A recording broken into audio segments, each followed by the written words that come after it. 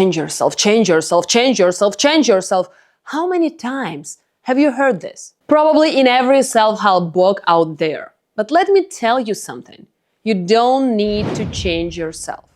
That idea is the biggest trap keeping people stuck in a cycle of dissatisfaction. Why? Because you are already enough.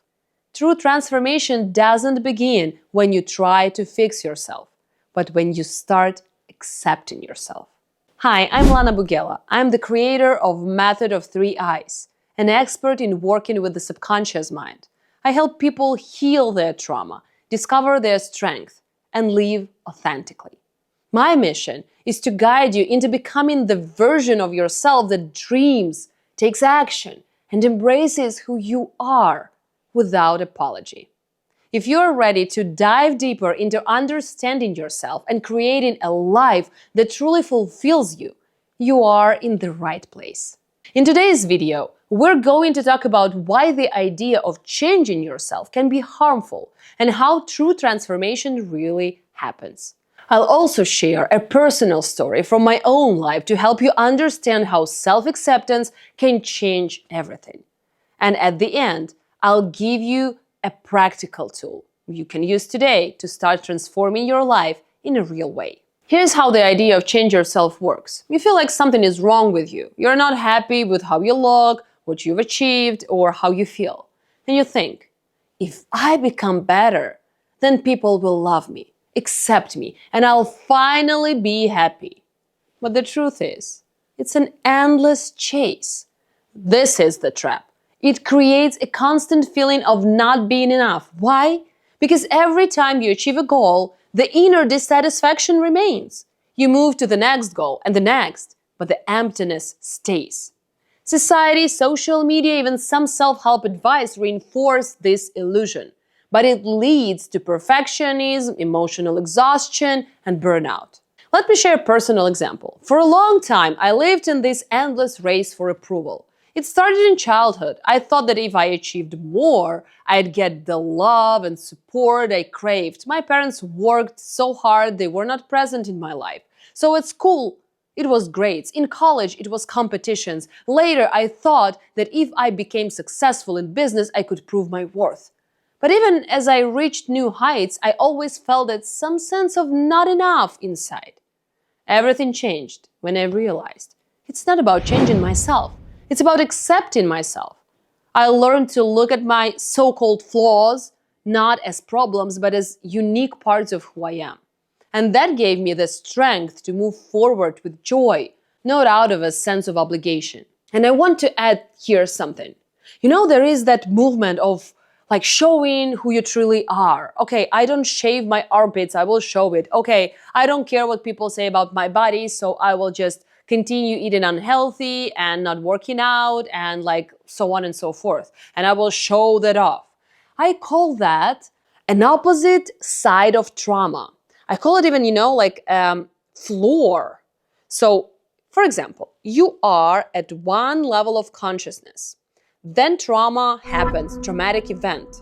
And your consciousness goes to another level.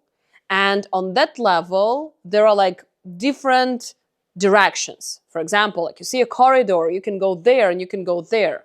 At one part of the corridor, you can find one adaptation, and at another part of the corridor, another adaptation, but they are the same level of consciousness. So when you say, okay, I'm not enough, my body is awful, I'm disgusting, and so on and so forth, you are at one side of this building, of this floor. But if you start to show off, like, no, I don't care what you say, I'm just like, I'm as good as I am, I don't care, who cares, and so on and so forth, you sort of go to another direction, but on the same level of consciousness. And that is not that acceptance that I'm talking about. The acceptance that I'm talking about, when you don't need to prove anything, you don't need to show off anything. You just start to listen to your body, to heal your body. You start to understand what your body needs at that particular moment of time. When you go again to McDonald's, you ask yourself, okay, what do I crave here? Is it emotional? And you start giving to your body something that it really requires. And that is acceptance of who you are. You are deserving, you are valuable, you are worthy. So it's not about going from one point of that traumatic floor to another, but it's about really going over your trauma. Standing in the elevator, pressing that button and going over that trauma. About this is my method of 3 I's. About this integration process I'm talking about right now. So, how true transformation happens? Here is the secret. Transformation begins with acceptance. This doesn't mean you can't grow or improve. But when you accept yourself as you are, you stop fighting against yourself and start using your energy to grow. For example, if you want to feel more confident, it's not about changing your personality. It's about allowing yourself to be who you are, even if you feel uncertain sometimes. Confidence comes from believing in your worth, not from trying to meet an unrealistic ideal.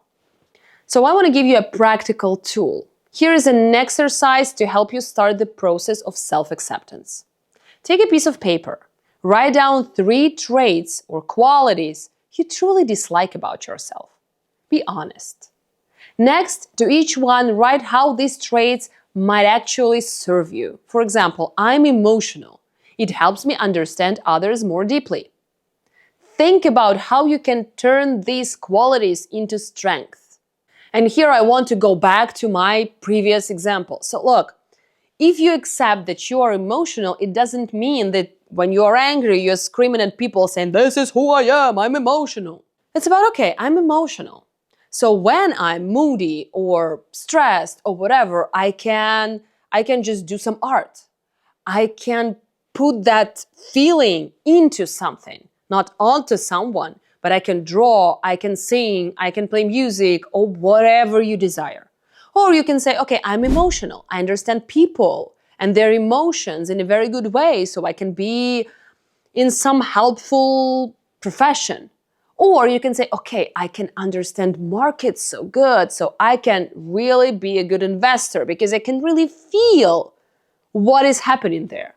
Not just see with my eyes or logical mind, but to use my feelings. So this is acceptance. Not like, see me shouting because I'm emotional. No. So try this exercise and let me know how it goes in the comments. You'll see a shift in how you view yourself. So remember, you don't need to change yourself to be worthy of love or success. Self-acceptance is the first step toward true transformation, and this is where your real happiness begins. If you found this video helpful, give it a like and subscribe to my channel for more insights like this. And if you've already started working on your self-acceptance, share your experience in the comments. I'd love to hear your story. See you in the next video.